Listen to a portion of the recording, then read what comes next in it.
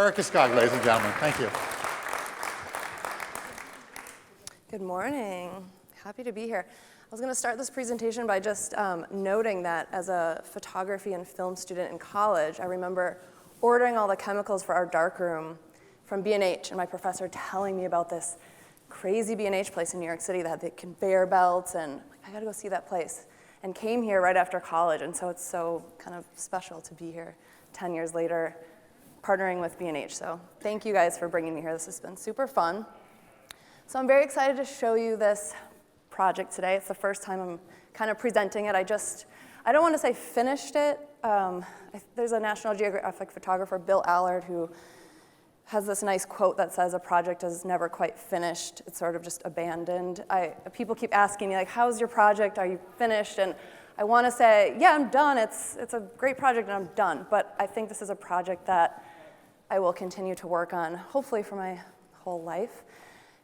It's a project I kind of came up with a couple years ago. I pitched it to National Geographic. They liked it. They said, go for it. And then I was sort of like, crap, now it's a job. Now I have to do it. So your dreams become work, and that's always great.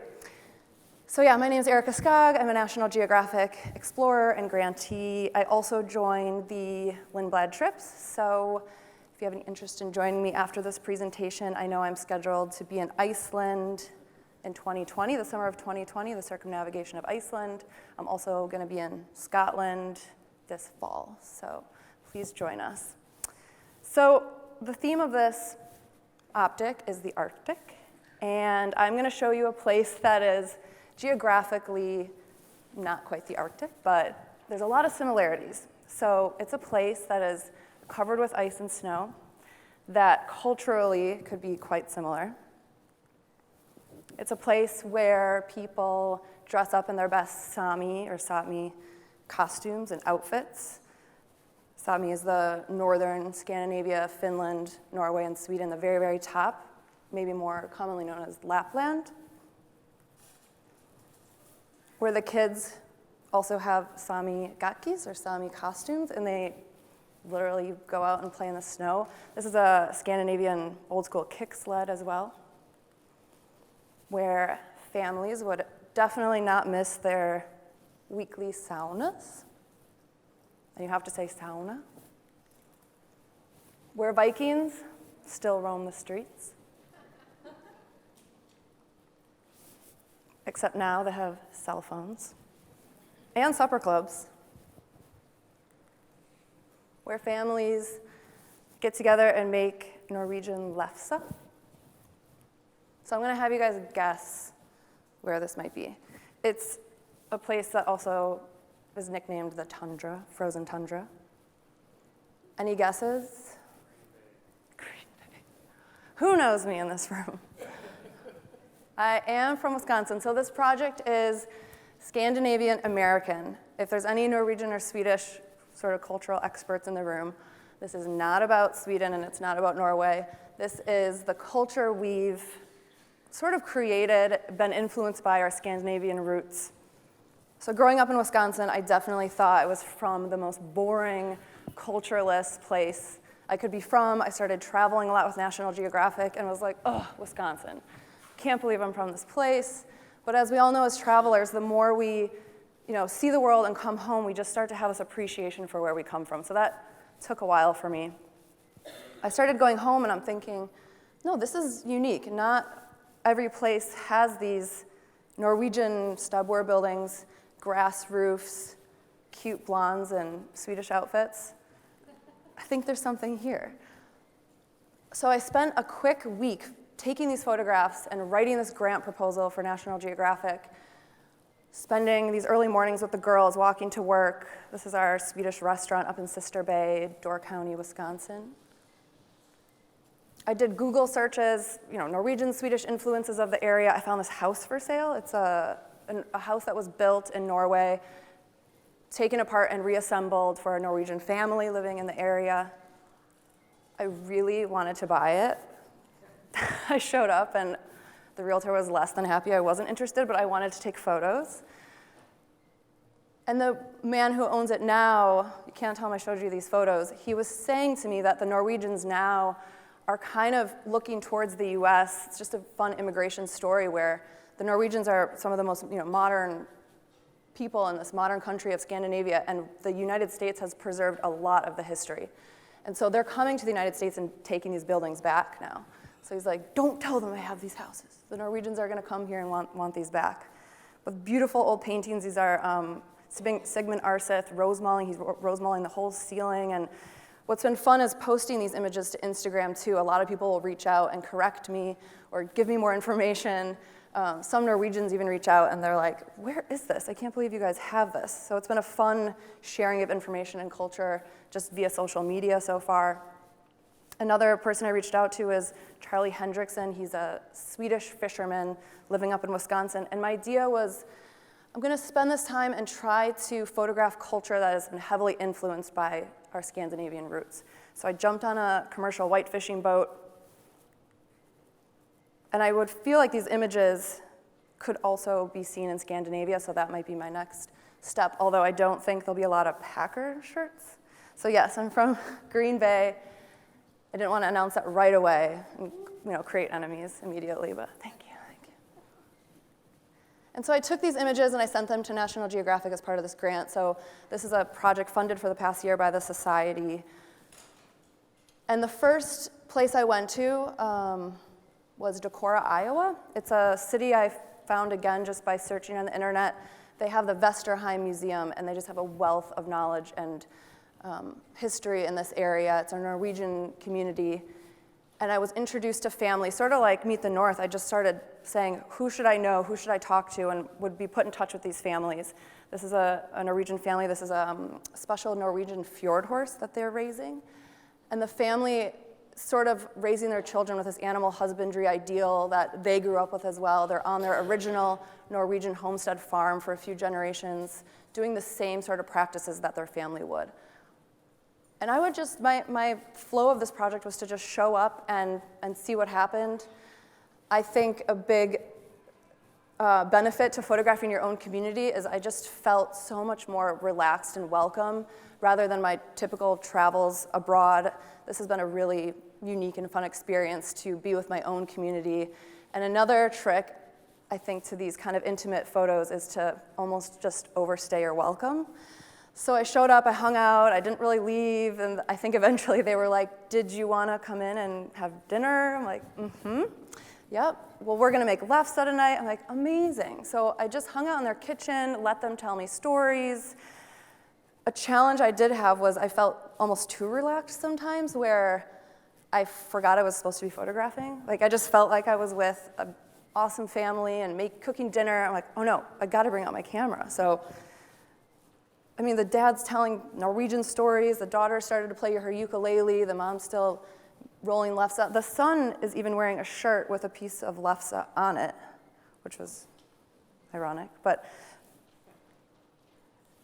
they loved telling me stories. It was so hard, actually, I wish I had a Jenny Kingsley with me. It was hard to do everything at once. It was a challenge, but I just tried to photograph and take it all in and go home and write notes and keep my captions informed. And I loved this photo she chose to show me, and I thought it was a worthwhile photo of her showing me photos of her grandparents in the traditional Viking horns. So including just details as well of kind of time at home. People would find out I was in town, and it kind of spread like wildfire. And it was great. I was so appreciative of people sharing the fact I was there and I was ready to photograph. So I was invited to a lot of funky parties. This was a 12th night party where they burn all the Christmas trees and they sing. And she's wearing what I kind of labeled as the Norwegian, or the Midwestern, outfit of, it's this Norwegian sweater, and everyone had them, and I tried to incorporate those as well. So I'm gonna play a little video for you. In the beginning, I wanted to do more video, and in the end, I just decided to stick with photography, but I loved that I got a few videos from this night. It kind of shows you guys the passion that these Norwegian families or Scandinavian influenced families have for continuing to share that history. with just the community and each other. So how do I play this? Do I just hit next? It might be kind of loud. Everybody, hold on. Da liegt es Björn in Song in Soul. Da liegt es Björn in Song in Soul. Oh, Engels song so sweet. Oh, Engels song so sweet. And all those slight inflections are exactly correct. I know Norwegian. Let's apologize to all the Norwegians out there. Sounded like Southern Norway. Yeah, that's right. Southern Norway, that's right. So this was a big learning experience for me too. I kind of went into it thinking, is there culture out there? I don't know. I had this idea and I went out to find it. And every kind of family was doing this. They were sharing it with the community, teaching each other the language, the culture, cooking. And there's this idea in Norwegian culture, it's called friluftsliv. It's the idea of just embracing the outdoors, living this outdoor-inspired lifestyle. Through the winter, of course, our winters are long. There's a lot of similarities between the Midwest and Scandinavia, one of which is our freezing cold winters, and we find a way to just love it. And so the next video is an example of this community also just loving winter.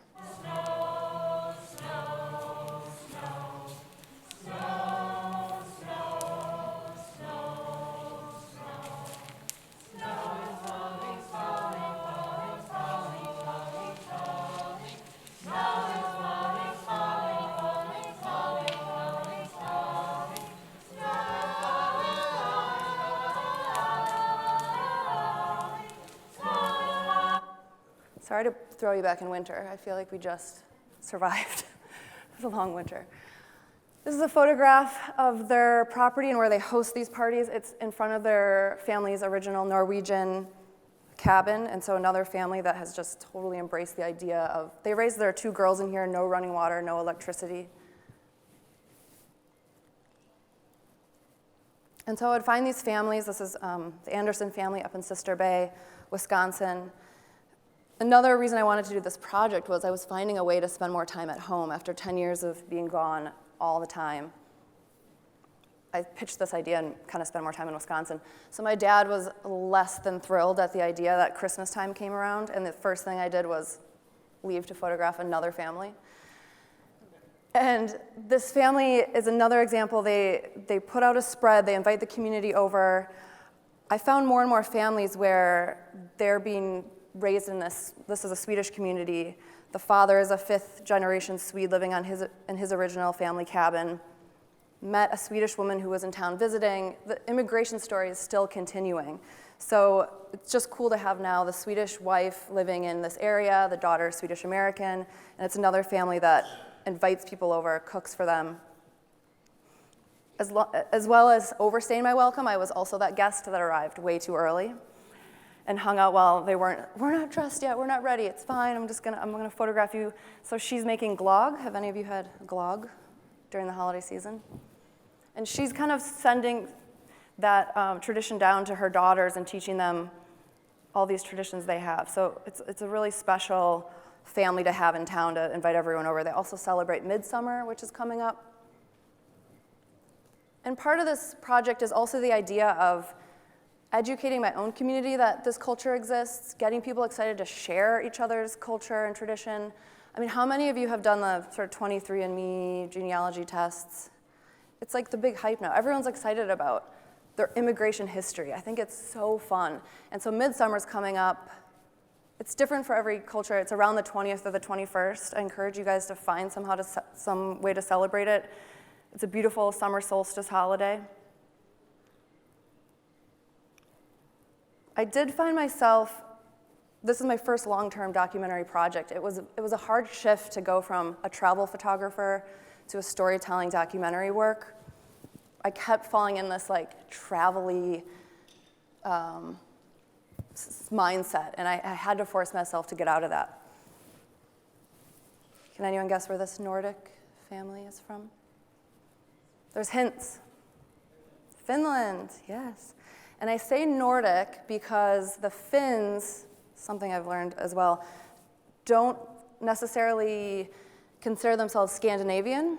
They don't speak a Scandinavian language. If anyone's ever heard Finnish, it sounds almost a little more Russian. So some of them say, no, we're Nordic, or oh, no, we're Scandinavian. There's a lot of overlap, so I'll say Nordic. I didn't want to change the whole title of my project halfway through, so I'm sticking with it. So I hung out with this family for the morning, and they cooked me breakfast, and they were so lovely.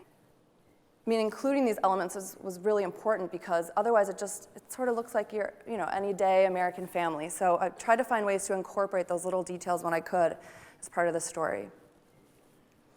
And again, the dad's just telling me stories and wanting to tell me everything, and I'm trying to photograph and trying to be polite. So it was this balance of, I'm here to photograph, but I really do want to hear your stories and understand where you guys are coming from. So this is another family, I'll just go back, where the mother is from Finland, and the father is Finnish-American.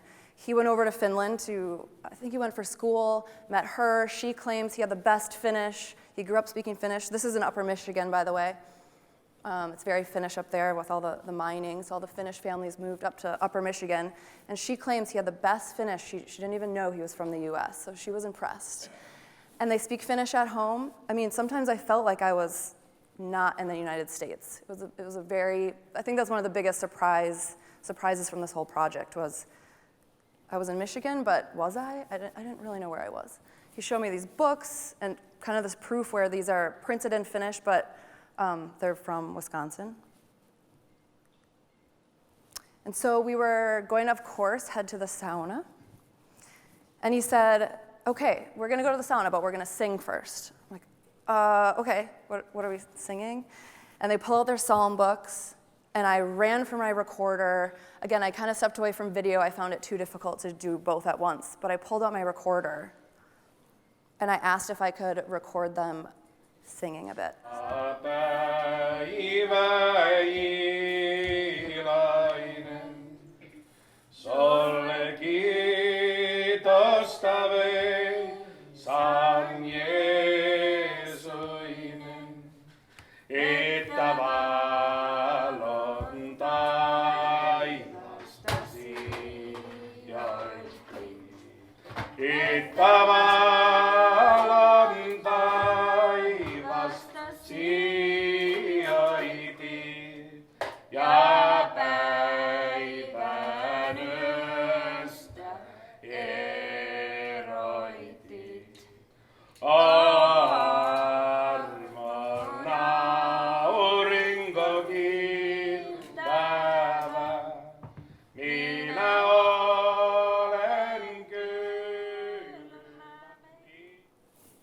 I spent a lot of time in saunas with my jacket on, trying to go back and forth. He told me an interesting story. They have a tradition where they put a broom outside their door. It's so cold in Upper Michigan in the winter where your neighbors might come to find you, so you put a broom there so they know they don't have to get out of their car. You're not home. Saves them that extra trip in the cold. And I noticed the boy and the girl inside, they were kind of talking through the window, so I thought it was just a very sweet moment to try to photograph. And I tried to incorporate a few of these elements of looking through the window and the reflection. They had these traditional outfits, and I asked them, they had been in a parade that morning, and so they had them on, and I threw her out, and it was so cold. I think it was this polar vortex weekend. It was like -18. I said, I'll do it fast, just run outside. And behind her is a Sava sauna, so that's a second sauna on their property. It's an original smoke sauna, where they have big boulders in the sauna, and basically you have an open fire, you heat up the rocks, you let the steam out, and you run inside and use it. It's a little different. Little Finnish factoid, I think sauna is the only Finnish word in the English dictionary as well.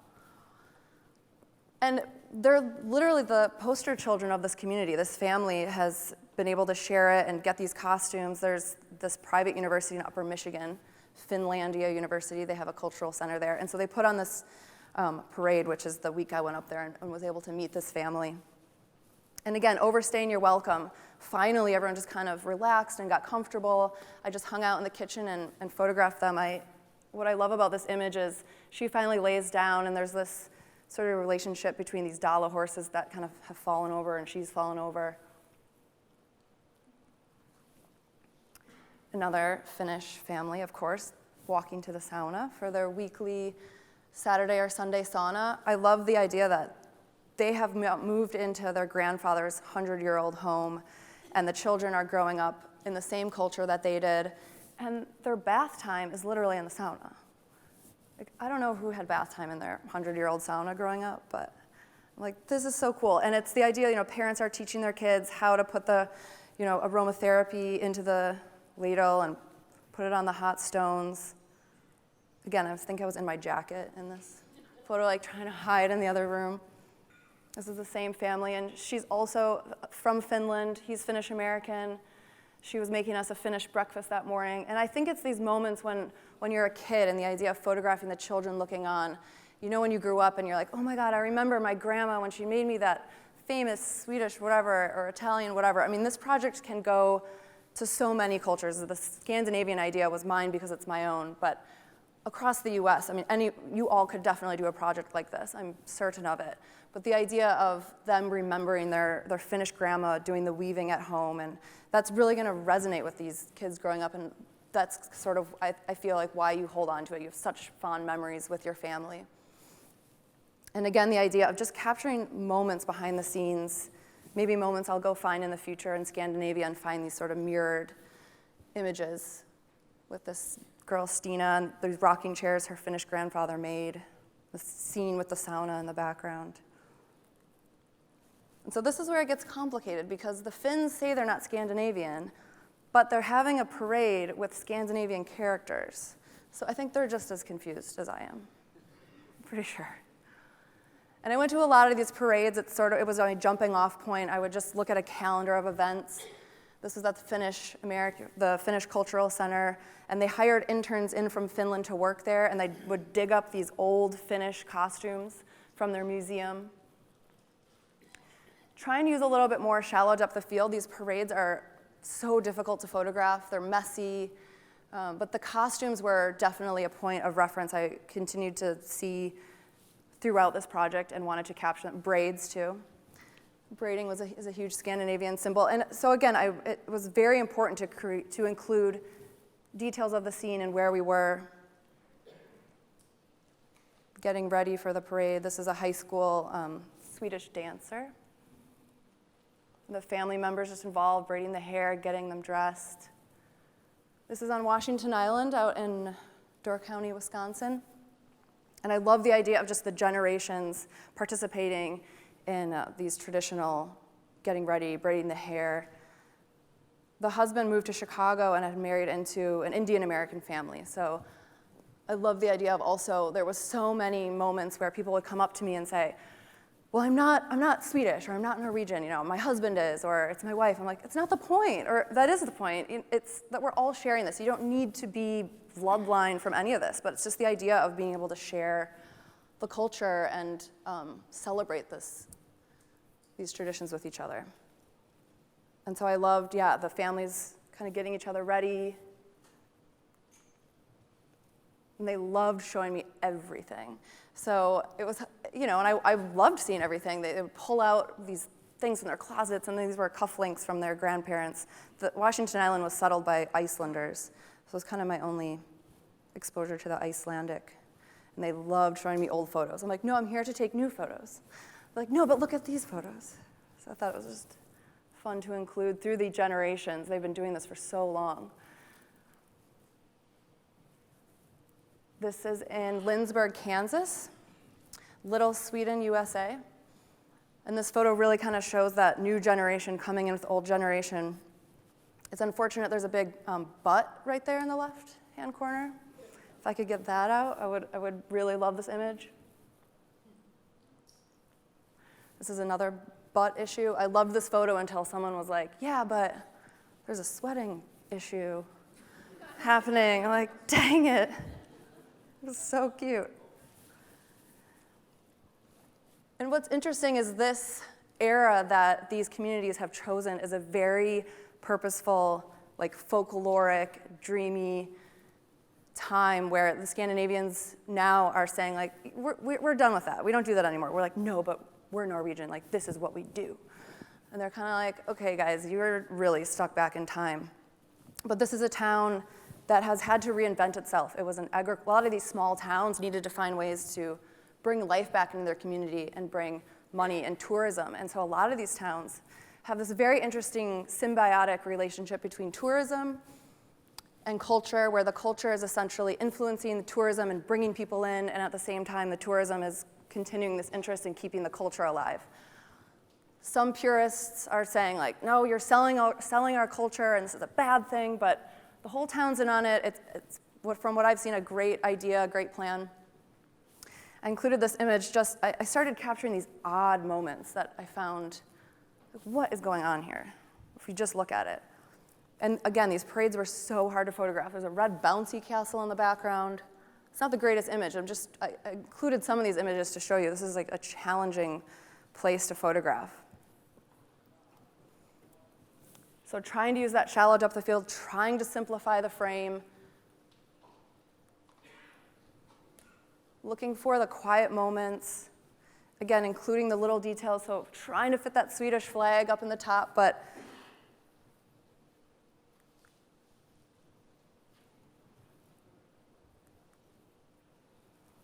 and again, with the costumes, a lot of these traditions I found doing more and more research, I mean, they're kind of made up. I mean, we've really invented our own culture. So going back to the idea of it's not Swedish, it's not Norwegian, a lot of this, we've just kind of taken what we've known from our immigrant past, made up our own costumes. You know, if you had a traditional Swedish or Norwegian bunad, they would be wool, they would have silver, they cost upwards of $3,000 to $10,000. So these communities, they make them up. This is a very interesting moment as well. I don't know if you can tell what's happening here, but I think the women are slapping the men. One of our very traditional dances.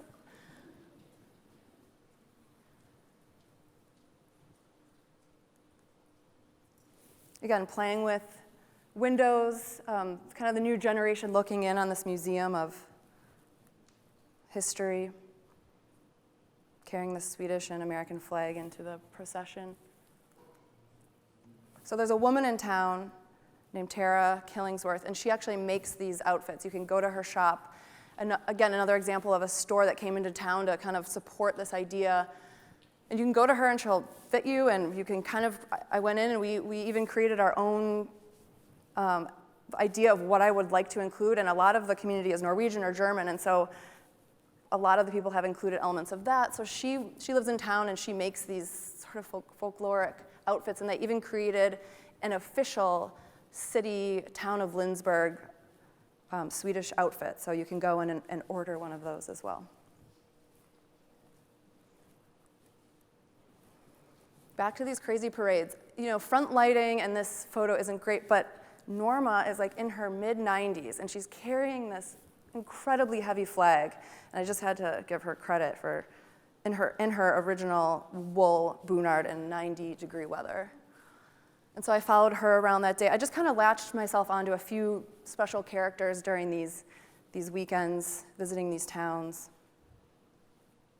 Played with some backlighting to maybe get rid of the crowd. Very challenging photographic spots. And then I just say, okay, there's got to be other stuff going on in the background. So I found these middle school boys hanging out, getting ready to do their dance. I don't know what we were cracking up about. I think I asked them to get in height order, and they just started kind of making fun of each other.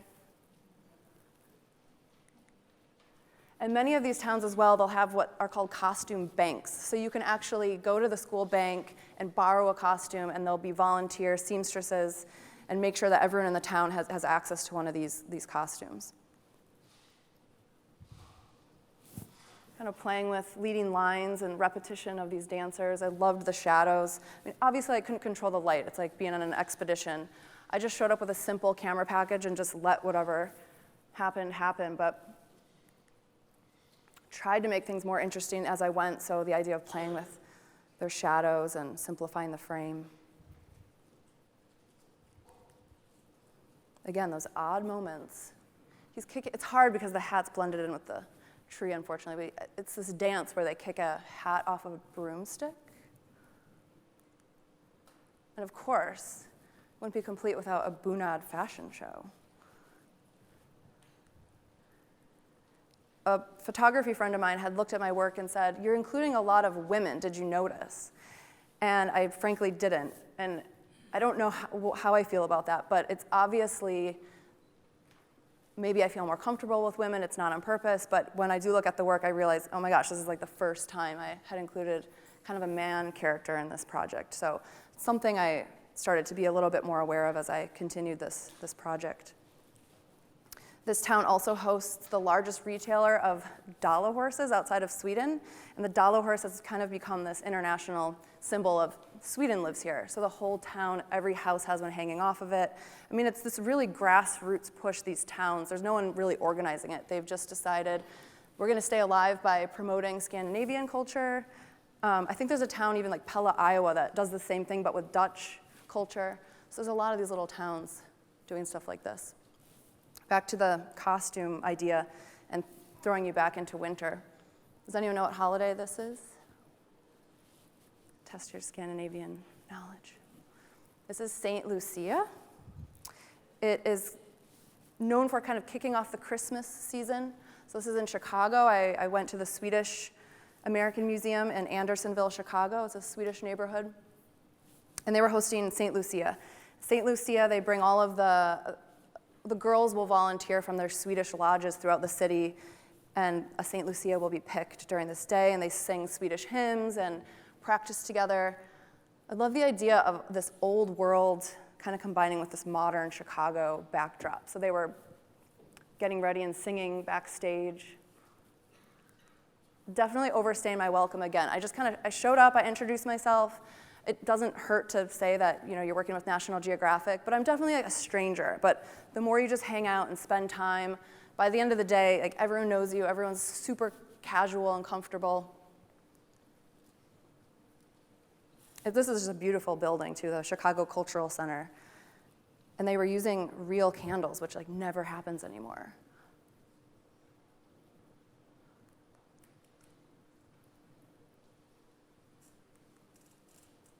So Lucia was crowned. And it's just a name out of the hat. It's not like they don't need to pull any like Swedish candle tricks or anything. She came to me and she said, "I just feel really bad. I got picked. I'm nervous." I'm like, "Why?" "Well, I'm Norwegian.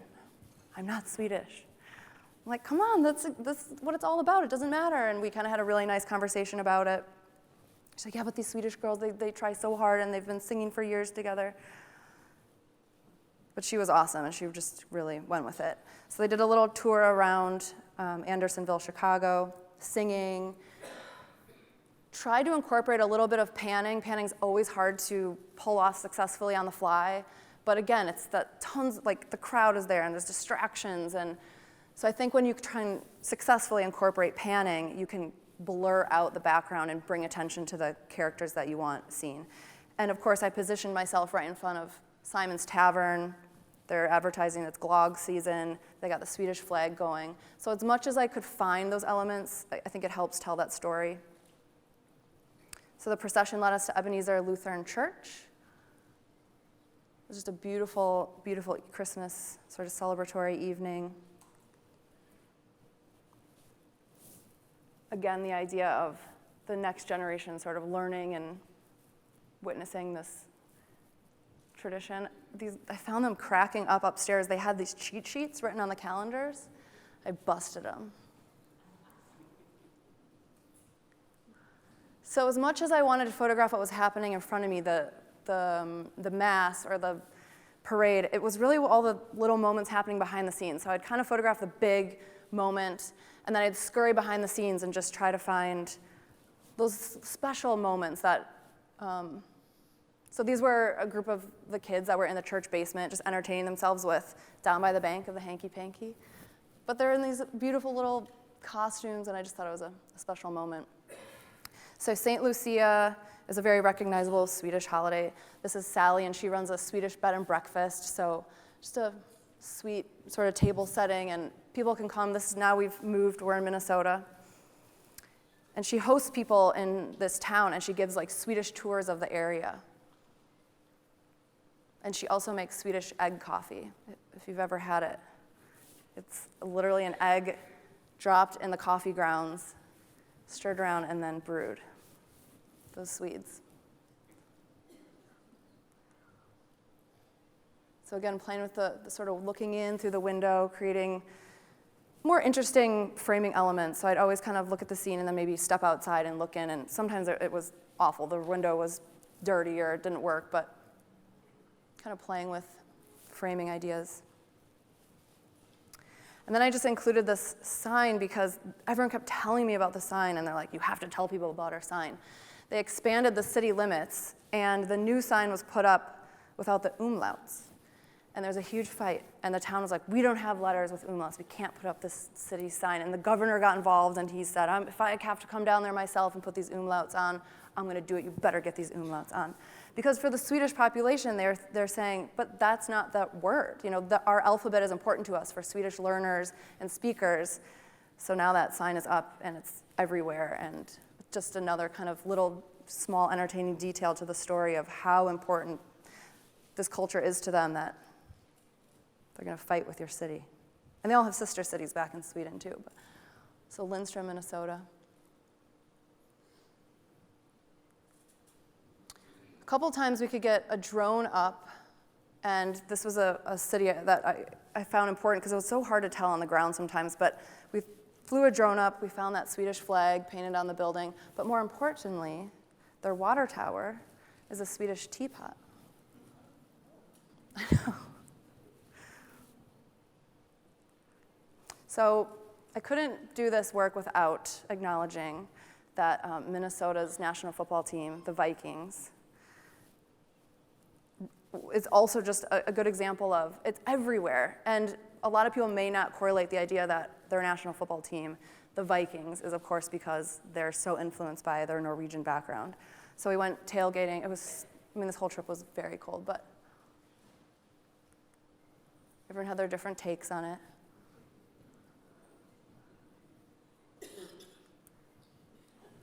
This is Eric the Red's bar in Minneapolis. And so the idea behind this project is a few things. It's to continue sort of educating and getting people excited about the culture that exists in their backyard. It's also the idea that as a travel photographer, I started to get very overwhelmed always photographing the other and photographing someone else's culture. And the idea is to, well, why don't I start photographing my own culture? And presented this idea, and I think it's a good practice for photographers to tell their own stories. You know, I've been working a lot abroad in Morocco and Cuba, and there's nothing wrong with photographing abroad and telling those stories, but I do think it's important for those cultures to start photographing and being the ones telling their own story. So this is sort of my effort to bring the focus back on, I have this access, I have this story. I'm sure many of you have the same. At National Geographic, I think what's the most of value is the story you have. And so I encourage you all to think about what you specifically might have access to right at home, dive in, see if there's a story there. And just so you know, National Geographic has a lot of grants available, and there's tons of grants out there. But I encourage you guys to think about a story at home you could tell, or working on a project back home. You don't always have to go abroad. So this is my start to that project, and thank you for coming along on my Midwest journey. As someone who has done similar things, shooting in cold areas, and I was really curious about your sauna photographs. How did you go in between outside cold temperatures and in the sauna without your gear getting all fogged up?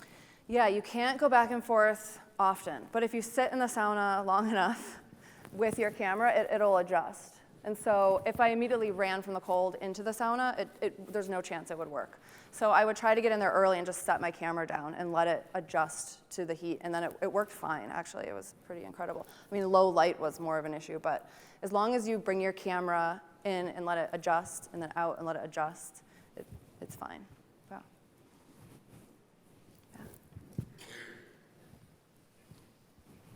Are there plans for turning this into an exhibition anywhere? Ooh, good question. There are plans in the works. I don't know how much I can say, but yes, there are plans to turn it into an exhibition. There's plans to also draw on some of the archival photographs from these areas and include them in some of the bigger museums. So bring this project and set it alongside through the years. And then again, like long term, my pipe dream is to then incorporate images from Scandinavia and maybe put them side by side. So like lake life culture in Minnesota versus lake life culture in Sweden, or the making lefse or the St. Lucia. So yes, there are plans, but no details yet. I'll let you know. Which towns did you hit? Which towns did I hit? So started in Green Bay, of course. I headed over I spent a lot of time in Minneapolis and Minnesota, that whole area. Decorah, Iowa was the Norwegian town I spent a lot of time in. Lindsborg, Kansas was that Swedish town. In Chicago, Illinois for more Swedish. And I know there's really strong Swedish and Norwegian towns out west, like Seattle and Portland, and now I'm hearing about more and more and more. So that's all I got to at this point. But again, I really do hope to continue kind of photographing and telling the story. Are you ever needing to receive a model release or appearance release from anyone? Does Geographic require that? Everyone that I photographed, I essentially need a model release for. It's part of my grant agreement. And basically, National Geographic has first rights to it all. And so when I submit the work, which I need to do and do all the writing, every photograph needs a release. So they're able to use it and freely. But it was very challenging. And so again, would have loved an assistant. But as much as I could on the spot, I had tons of releases I would pass out, and when the time was right, I would have people sign them. Now I'm in this position where I had a photo, I'm like, oh, I didn't know that would be in the final edit. I never met that person, and I'm doing a lot of follow-up, and I have a digital form, and I'm like, who is this person? What's their name? Do you have their contact? Could you get them to sign a release? And it's a bit of a nightmare, but yes. What was one takeaway that you'd say you've learned from this entire process? Oh my gosh, that's a very complicated question, George. One takeaway. I think, well, my biggest surprise was that there is so much culture to be explored in the US. I went in not really knowing that it was there, but I found it, and it's incredible, and people want to share it and they want to invite you in. And I think different culture can sometimes be an overwhelming idea. Like, I don't know about that. I don't know about this celebration. But the idea that like everyone wants you to come experience their culture. Sometimes it feels like it's closed off. Like, oh, that's not me. Like, that's the Finnish thing. And I don't know about that. But everyone wants the people to come in and share it. So I just feel more inspired to find other celebrations going on, like in New York. And go to those different neighborhoods, and I feel more in this energy and space that I would be more welcomed than not at all, if that makes sense. Well, that kind of is like what I was thinking about, because these seem to be towns that are fairly homogeneous. Well, it's the Midwest. Yeah, it's the Midwest. So it's different. I'm a native New Yorker, so Okay. it's an entirely different thing. But did they reflect on how they feel about keeping these cultural traditions on, in terms of being Americans, and also what's going on in the culture at large, and, how they feel that their expression is part of what the dialogue really is, as far as, keeping your culture as well as being American? Yeah, and again, I think it is totally an American culture, because it is not, they're not purists like, we gotta keep this going because this is what the homeland of Norway does. I mean, they're very much like, we don't really know, we're just doing this thing and we're kind of inventing it as we go, and they're bringing in a lot of different cultures all together. And yes, it's very homogenous, it's the Midwest. But there's no like fear, like we need to keep this, we're about to lose it. No, not at all. I think they're just celebrating the idea, and I think that's a big takeaway too. It's like no one's doing it because they're trying to like save it or protect it. They're just sharing it, and it's like what they have, especially these small Midwestern towns. They're like, well, we need to bring people in, how are we gonna do it? We got this thing, let's just amplify it and celebrate it. And that's my project is sort of addressing that question, which is, no one's trying to be closed, like we have to save this thing. It's just, I think every culture should feel way more free to celebrate it and invite people in than like, this is our thing we need to protect. It's more just like, no, everyone should feel free to like, yes, this is very white Midwestern culture, let's celebrate it. Whatever is going on in New York, like let's celebrate it. Let's celebrate each other. Let's enjoy what all these communities have. Yeah, whatever it looks like. Thank you. With photographing the families, how did you reach out and persuade them to get them to let you into their home? I did very little persuading, and I think it had a lot to do with that this is my town and my people. I started with friends and family, so it was a much different experience, which was kind of a hard experience for me at first. I was so used to like having to persuade and talk when I'm abroad, and this was crazy. It was like, just come on in. I'm like, oh, okay. I mean, the other families that I didn't know at all, they were hesitant at first, but I just said, what are you going to use this for? And the Finnish families were, I didn't know any of them, and just kind of, I found them at the parades and asked if they would mind if I came over. But overall, I mean, the Midwest is a pretty friendly place too. It's a very inviting, yeah, come over, and did you want a sauna? And did you want to have dinner? And again, I think it's the idea that you think people are more closed off, but when you just start talking to them and putting yourself out there, they were super welcoming, and I did little persuading, yeah. It's fun to photograph your own culture and community. That's, I think, a really nice benefit of doing that, is all of a sudden you're like, this is a new experience, and this is like way more relaxed and fun. So you're a wonderful photographer, very skilled, the stuff looks good, everything's great. Oh, great. You're relatively young and you're a National Geographic photographer.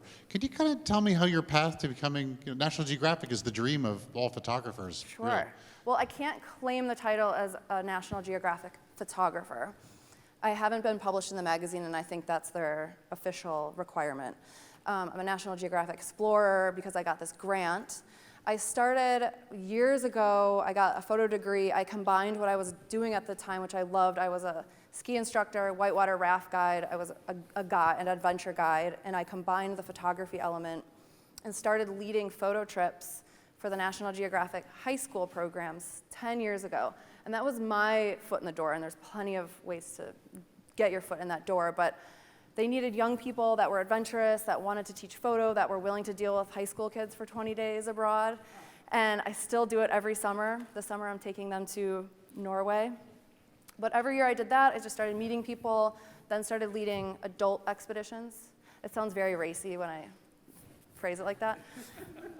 Adult expeditions, and got involved with Lindblad and joined their ship trips, and so, and then applied for this grant opportunity. And so, it's just taken years of getting comfortable with the idea of meeting people within the society, and now I'm part of their, the National Geographic Image Collection, which they invited me to be a part of. So there's a few ways to be involved with them. I'm not an official National Geographic photographer, but Yet. It was through the expeditions that led me there. And it's about who you know. I would just meet the experts on the ships and get to know these guys and really listen to them and show them my work whenever I could and get feedback. So yeah, through the expeditions. Just doing what you love, brings you exactly where you need to be. And now I was feeling really the need to be back home in the Midwest. And so I'm like, how can I be involved with National Geographic and be in Green Bay? That's not a thing, but I made it a thing. It was, yeah. My father says you make your own luck. There you go. Yeah, thank you. Putting aside needing signed permission to have a photograph of someone, do you ask a person if you could take their photo before you do it?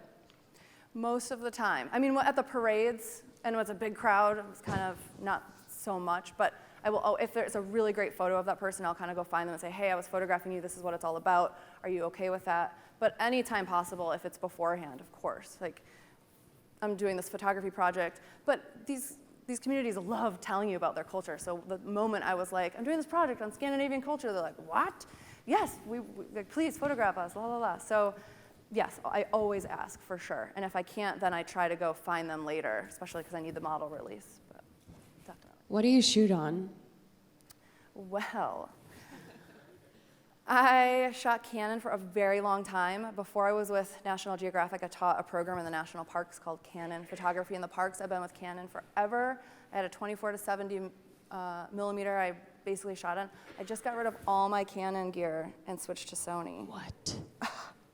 Last week, basically. So I can't really tell you if that's what I should be doing or not doing. I just went for it. But I will say I was shooting a lot on a 24 to 70 millimeter, and I was showing my photographs to Jim Richardson, who's another great National Geographic photographer, who actually lives in the Swedish town, which is how I got connected with there. I said, okay, I want to show you this work, and he's like, it's really, really great. And I'm like, but, he goes, well, you're shooting on a 24 to 70? I was like, yeah, most of the time. Yeah, I can tell. I'm like, what does that mean? So it didn't sound good. And so I started incorporating more primes.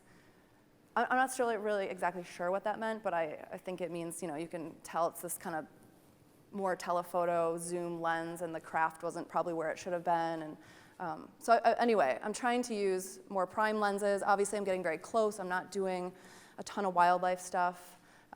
But I loved the 24-70. It was so easy, but I don't think easy was probably the way I should have been going about it. And I always thought I would be this travel photographer that did wildlife and did use telephotos. Photographing people made me so, when you think about National Geographic and photographing people, I just got nauseous thinking, in the beginning, I'm like, that's not what I'm gonna do. But people are way easier. I don't have the patience to wait around for wildlife. I just gravitate toward people. They feed you. They're immediately there. So, no, a lot of my lenses are prime 20 millimeter, 35, 50, and that's sort of where my kit hangs out now. Cool. Yeah. Thank you, guys. Okay, let's give an applause once again. That's how we do it.